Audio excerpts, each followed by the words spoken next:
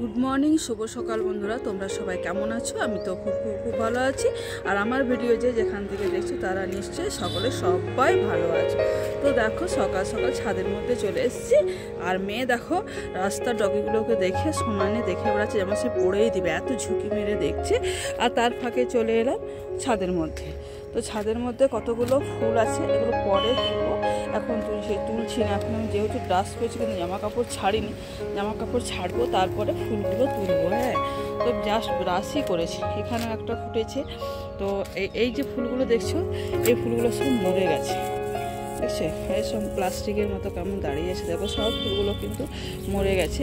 তো এই ফুলটা আর হবে না, আর কুড়িও কিন্তু নেই। কিন্তু অসংখ্য দেখো এটা থেকে চারা বেড়েছে, অসংখ্য চারা বেড়েছে। এই স্থলপদ্ম গাছটা কত মানে বড় হয়ে গেল দেখো, আর গোড়াটাও কিন্তু বেশ শক্ত হয়েছে। আর এটা শিউলি গাছটা মরে যাচ্ছিল, আর এটারও পাতা বেরিয়েছে। আর এ দেখো কাগজি লেবু গাছটা বেশ এবার কাটা হয়ে গেছে, দেখো কাটা হয়েছে। আর এই ফুলটা সিজন যেহেতু শেষ হয়ে গেল সেহেতু মরে গেল। আর একটা জবা গাছ হয়েছে, জবা গাছে একটা ফুল ফুটেছে, এটা তুলে নেবো। হ্যাঁ, এটা তুলবো। আর লঙ্কা গাছটা দেখো ফুল ফল কিছু এখনো আসেনি।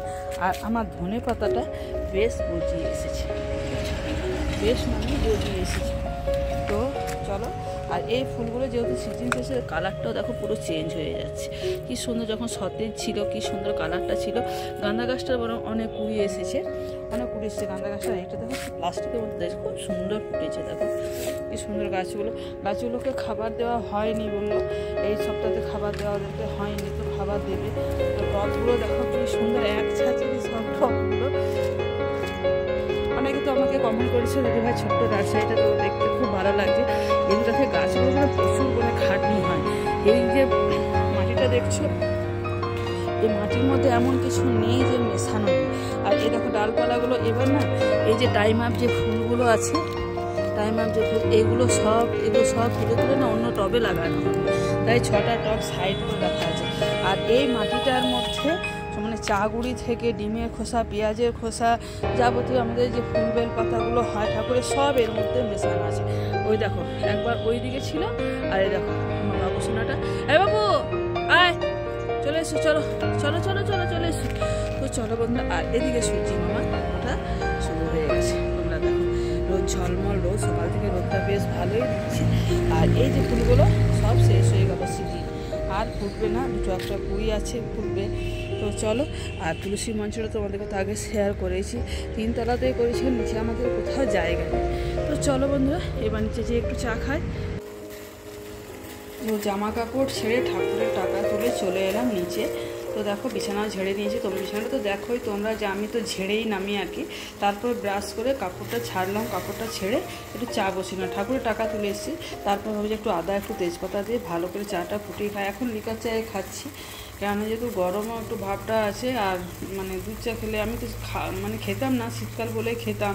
তো এখন দেখছি যে না, আর খাওয়াটা ঠিক হবে না, তাই লিকার চাই আবার শুরু করে দিয়েছি। তো চলো চাটা খেয়ে নিই। তো চা খাওয়া হয়ে গেল, চা খেয়ে বসিয়ে দিলাম ছোট্ট একটা হাঁড়িতেই দেখো ভাত। তো ছোট্ট হাঁড়িতে কেন বসলাম, আজকে কিন্তু আমার যা নেই, ওরা বাপের বাড়ি গেছে, তো আমরাই খাবো। তো চলো বসিয়ে দিলাম ছোট্ট হাঁড়িতে একটা, না আমরা না, শুধু তোমার দাদা ভাই খাবে, আর রাস্তার ডগিগুলো আছে আমার, ওরা খাবে। তো চলো ভাতটা একটু ফুটে যাক। ভাতটা একটু ফুটে গেলে একটা ফুটে এখন খানিকক্ষণ অফ করে রেখে দেবো।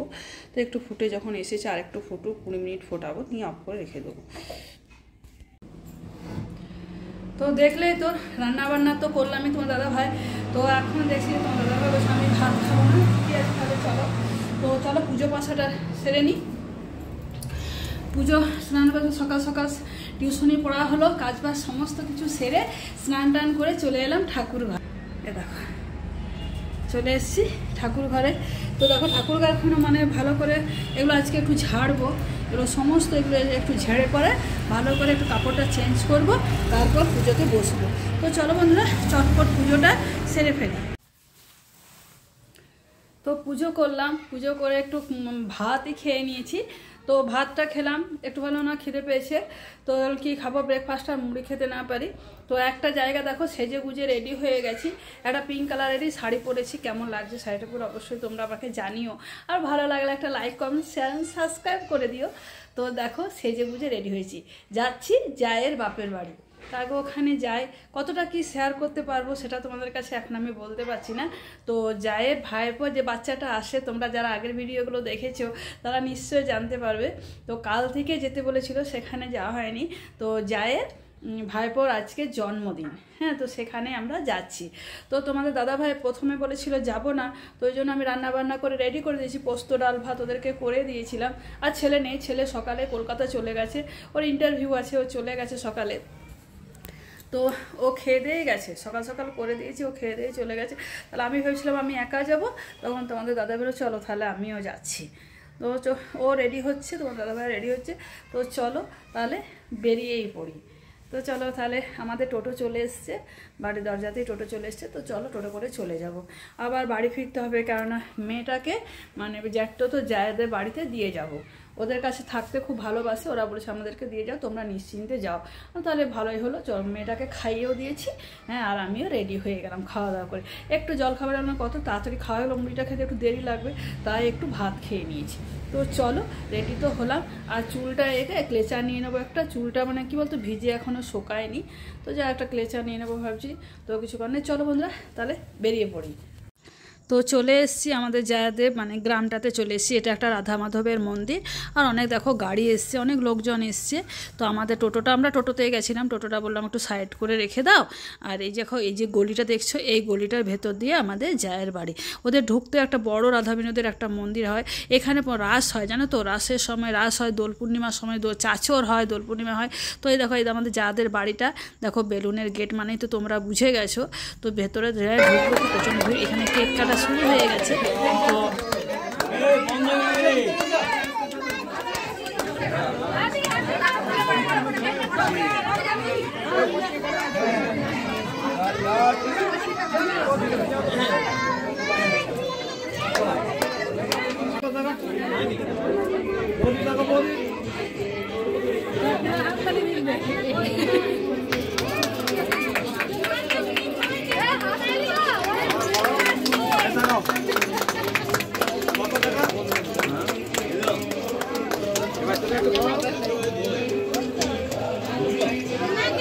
তো খাবার টেবিলে দেখো চলে এসেছি, মানে দু সাইডে, এক সাইডে খাওয়া দাওয়া চলছে আর এক সাইডে আমরা বসলাম।